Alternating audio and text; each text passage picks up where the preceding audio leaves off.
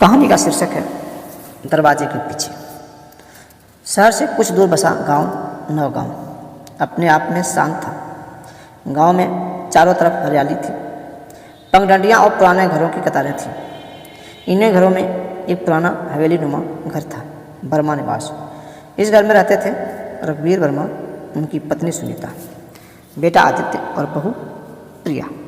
रघुवीर वर्मा के पुराने जमींदारों में से थे। उम्र के साथ उनकी कमर झुक गई थी, पर उनका रुतबा आज भी वैसा ही था। आदित्य शहर में नौकरी करता था और महीने में एक बार ही घर आता। प्रिया घर संभालती, सुनीता चुपचाप घर के कोनों में बीतते समय को देखती रहती थी।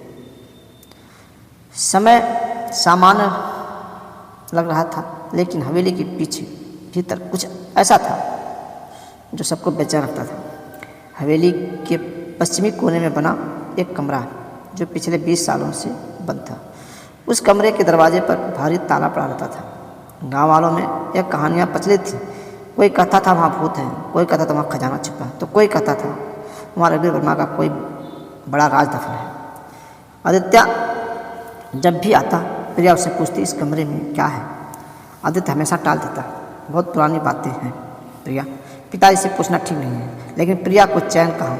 हर रात उस कमरे के सामने खड़े होकर वो ताले को देखती रहती थी। उसे लगता इस कमरे में उसके परिवार की खुशियों का कोई छुपा सच कैद है। ये दिन आदित्य को अचानक शहर वापस लौटना पड़ा। जाते जाते उसने प्रिया से कहा, पिताजी का ध्यान रखना और इस कमरे के बारे में कोई सवाल मत करना। लेकिन आदित्य के जाते ही प्रिया की जिज्ञासा बढ़ गई। उसी रात में उसने सुनीता माँ से पूछा, माँ जी आखिर उस कमरे में ऐसा क्या है। सुनीता ने धीरे स्वर में कहा, बेटी कुछ बातें जाने बिना ही ठीक है। हम औरतों को कुछ राज कभी नहीं पता चलते। प्रिया ने देखा कि सुनीता की आंखों में डर झलक रहा था। अगले दिन रात को जब सब सो गए तो प्रिया चुपके से उठी। उसने ताले की चाबी ढूंढनी शुरू कर दी। पूरा घर छान मारा पर चाबी नहीं मिली। तभी उसे रघुवीर वर्मा के कमरे से आवाज़ आई। वो दरवाजे के पीछे छुप गई। रघुवीर वर्मा अपने कमरे से निकले और उस बंद कमरे की तरफ गए। उनके हाथ में वही चाबी थी। प्रिया के दिल की धड़कन तेज हुई। उसने पर्दे के पीछे से देखा। रघुवीर वर्मा ने ताला खोला और भीतर चले गए। दरवाज़ा आधा खुला ही रह गया। कुछ देर बाद कमरे के भीतर से किसी बच्चे के रोने की आवाज़ आई। प्रिया का दिमाग सुन्न हो गया। वो दबे पाँव में कमरे के पास पहुंची और भीतर झांका। कमरे में एक छोटा सा पलंग था जिस पर एक बूढ़ी औरत लेटी थी। उलझे बाल, कमज़ोर शरीर।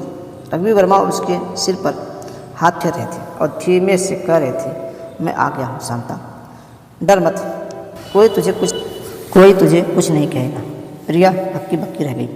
तभी उसके पैरों से आवाज़ हुई। रघुवीर वर्मा पलटे और उनकी नज़र प्रिया पर पड़ी। कुछ पल को कमरे में सन्नाटा सा छा गया। रघुवीर वर्मा ने धीरे से प्रिया को भीतर बुलाया।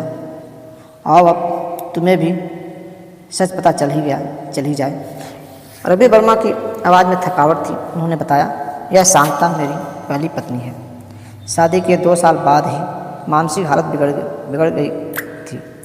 मैं उसे छोड़ नहीं सका, इसलिए इसे यहाँ छुपा कर रखा। गाँव वालों को बताया कि मर गई। तुम्हारी सास सुनीता ने भी इस सच को स्वीकार कर लिया। तुम सोच रही होगी मैंने ऐसा क्यों किया, पर बेटी कभी कभी परिवार की इज्जत और जिम्मेदारी हमें ऐसे फैसले लेने पर मजबूर कर देती है। प्रिया की आंखों में आंसू थे। वह समझ गई कि इस घर की इज्जत के पीछे कितना बड़ा बोझ छुपा था। उसने शांता के पैरों पर हाथ रखा और बोली, आपने जो किया वो शायद सही था या गलत, पर मैं वादा करती हूँ अब माँ शांता को अकेला नहीं रहने दूंगी। उस रात प्रिया ने कमरे का दरवाज़ा पहली बार पूरा खोल दिया। हवेली में बंद दरवाजे के पीछे का राज अब सिर्फ बोझ नहीं था, अब वह परिवार की जिम्मेदारी थी जिसे प्रिया ने अपने दिल से अपना लिया। दोस्तों, ये कहानी कैसी लगी कमेंट करके जरूर बताएं और फेसबुक पर देख रहे हैं तो फॉलो करें, यूट्यूब पर देख रहे हैं सब्सक्राइब करें, लाइक कमेंट शेयर जरूर करें। नमस्कार।